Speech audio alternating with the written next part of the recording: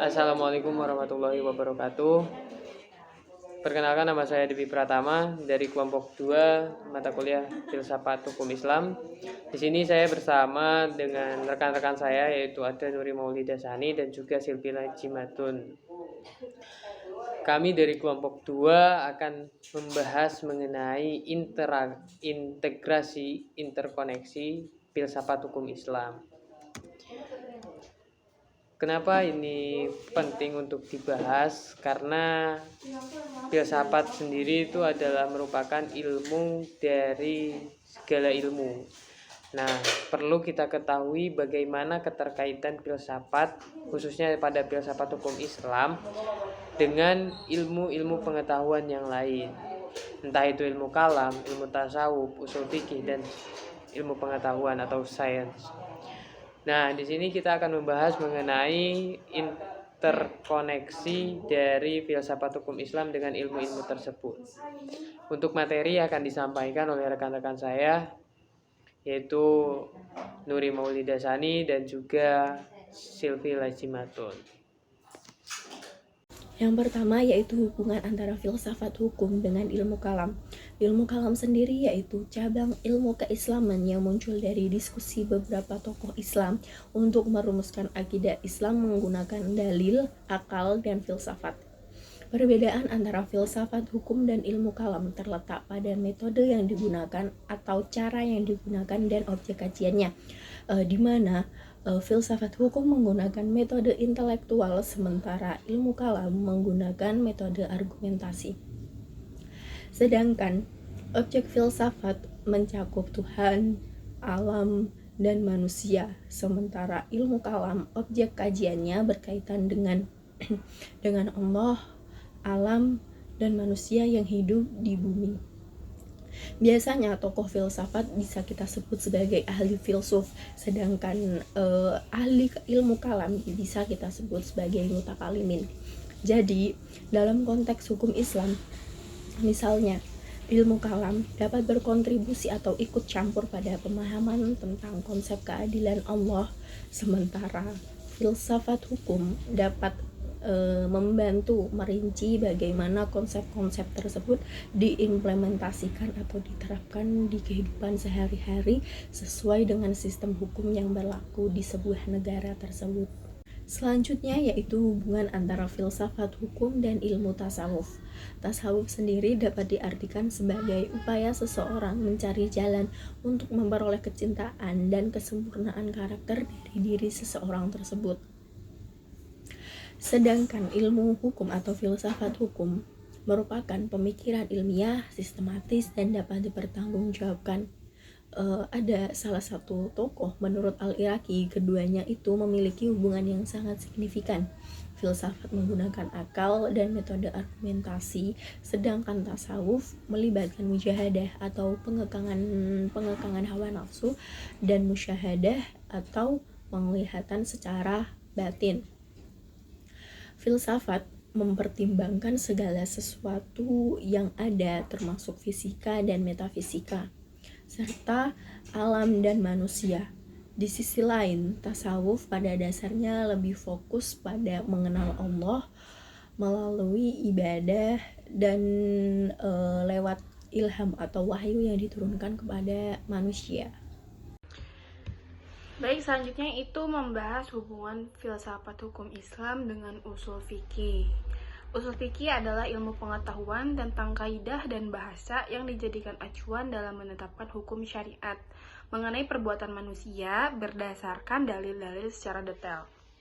Dengan ringkas kata, usul fikih adalah ilmu tentang dasar-dasar hukum dalam Islam.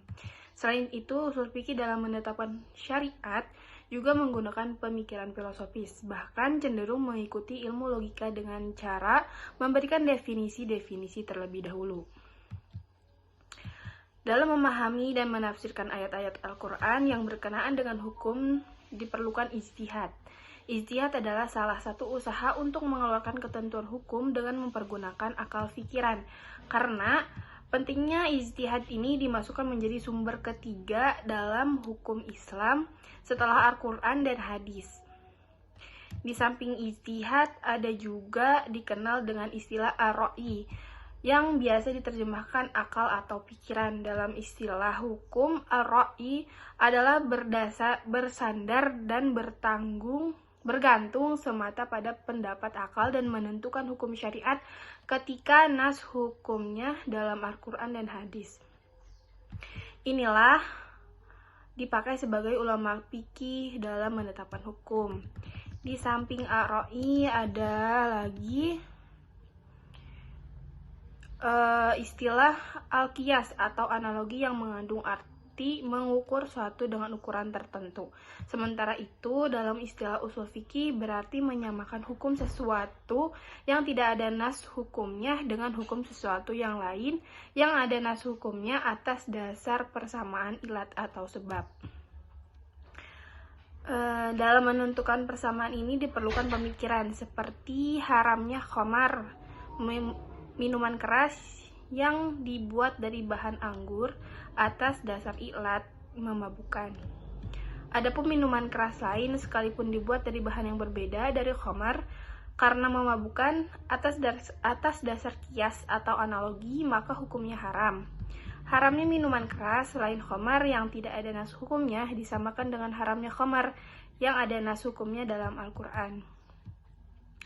Berdasarkan argumentasi itulah, usul fikih dimasukkan ke dalam ruangan lingkup filsafat Islam. Namun secara spesifik antara kedua disiplin ilmu ini terdapat perbedaan-perbedaan, yakni secara khusus adalah usul fikih adalah ilmu syariat yang berdiri atas dasar agama, sedangkan objeknya menetapkan dalil bagi hukum dan menetapkan hukum bagi dalil.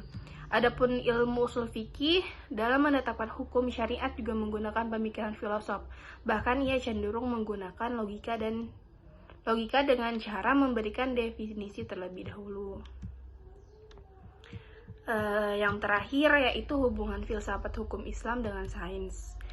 Dari uraian terdahulu dapat dilihat bahwa terdapat hubungan yang erat antara filsafat Islam dengan ilmu kalam, tasawuf, dan usul fikih. Hubungan yang serupa terjadi pula pada antara filsafat Islam dan sains.